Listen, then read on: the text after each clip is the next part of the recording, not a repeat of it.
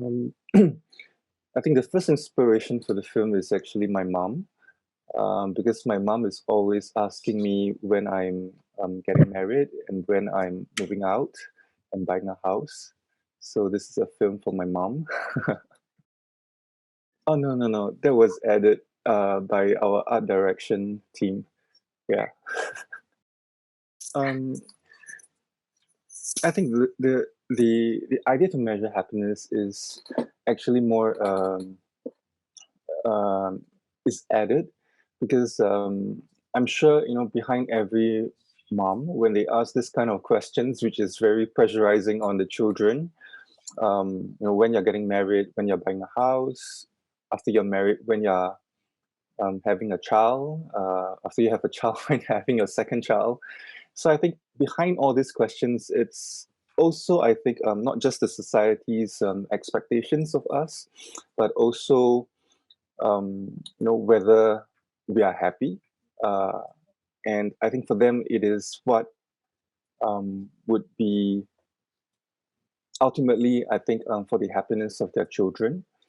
Um, but the idea, is also, if every parent has like a algorithm, if every parent has like a device that can measure the happiness of their children throughout, their life span, I think that it would be something that would be quite revolutionary, right, in terms of how they would treat their children, almost as if how government are treating people, almost as if how organizations like Facebook or Google would treat their customers. So what people do, with this kind of data is what uh, makes me curious. Yeah. We started writing the script in 2015, um, and we got the first draft out in like 3 weeks. Um, but we only start, but it has gone through many different versions, especially during the pre-production. During the pre-production phase, when we start looking for location, when we start, confirming the casting and doing the rehearsals. So I think there must be easily more than 30 different drafts of the script. And the most changes happened in the last half a year before we start shoot in 2018. Yeah. So the location, we know that we'll be shooting in two different locations. One is Tiong Bahru neighborhood, and the other one is Pearl Bank apartment. So I think the outdoor scenes were mostly locked. So what we had most difficulty trying to find location for is actually the community, the commune that the people live in Tiong Bahru Social Club.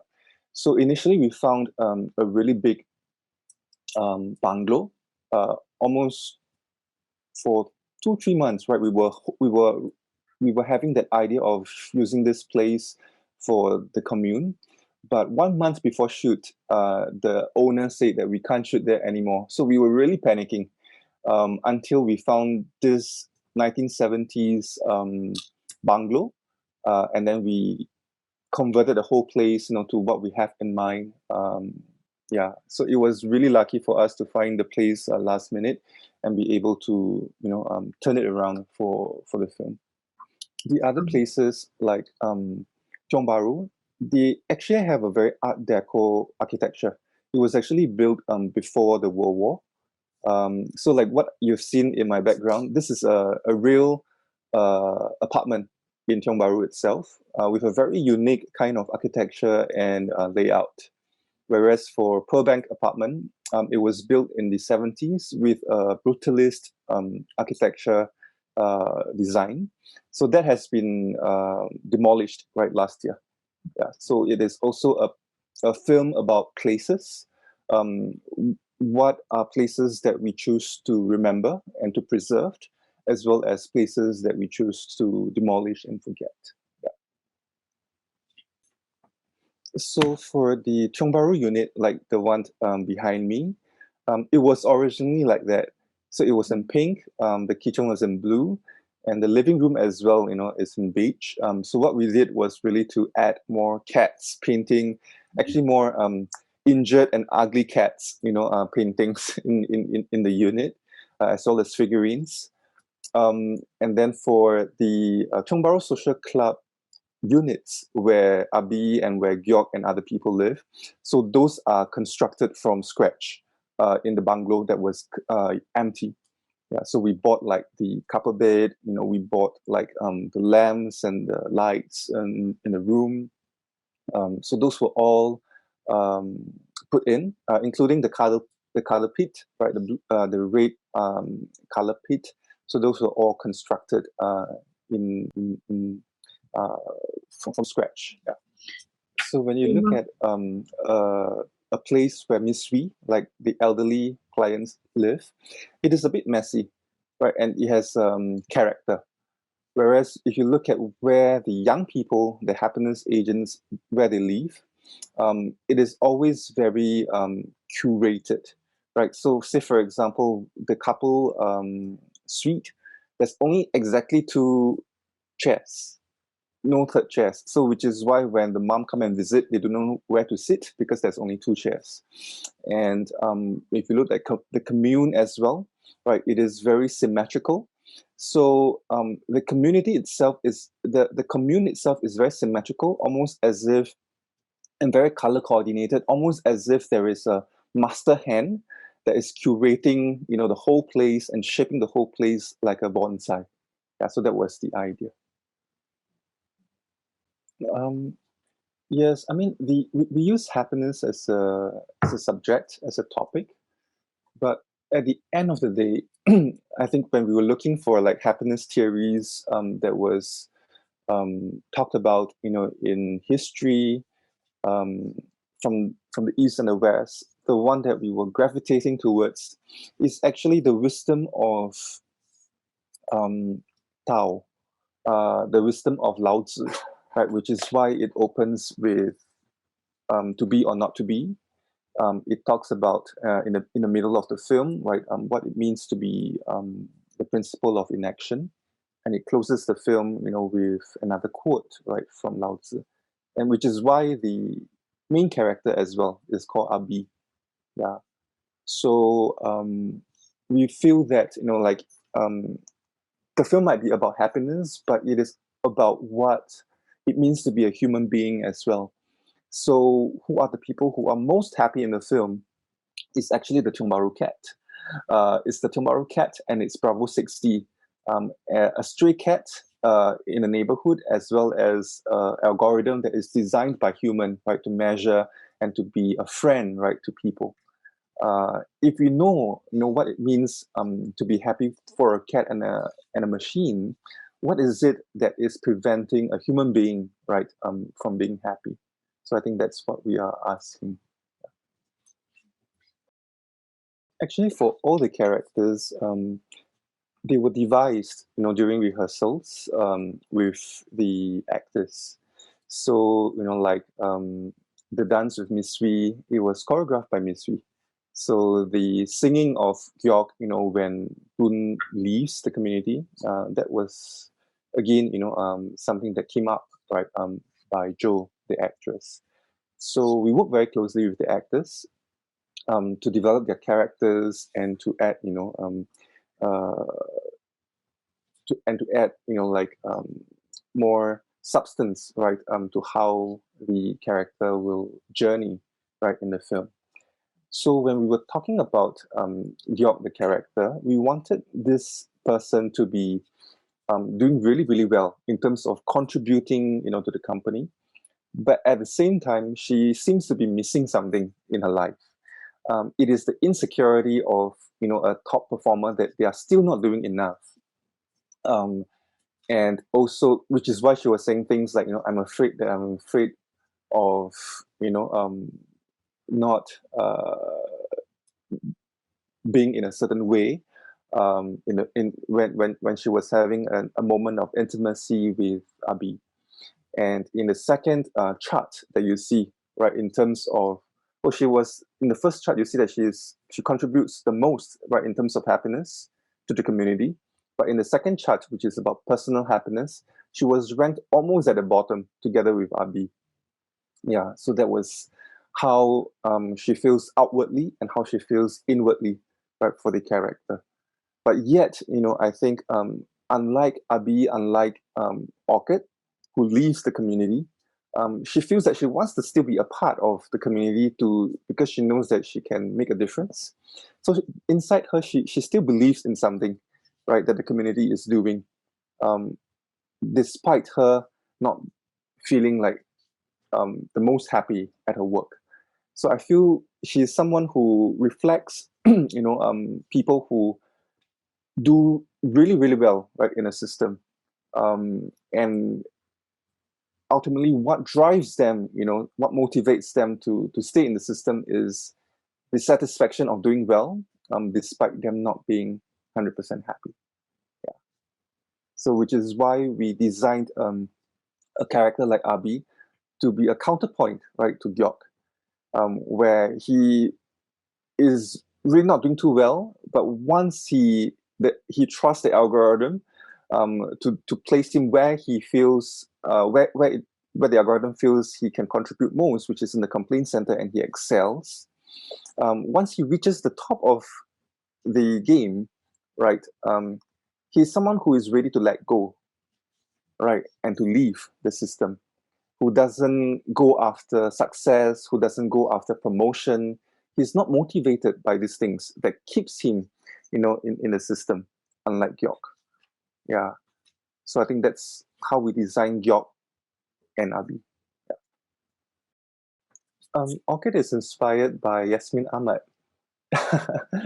Yeah, so it's called the same name, right? Orchid, and she's someone who is more free spirited.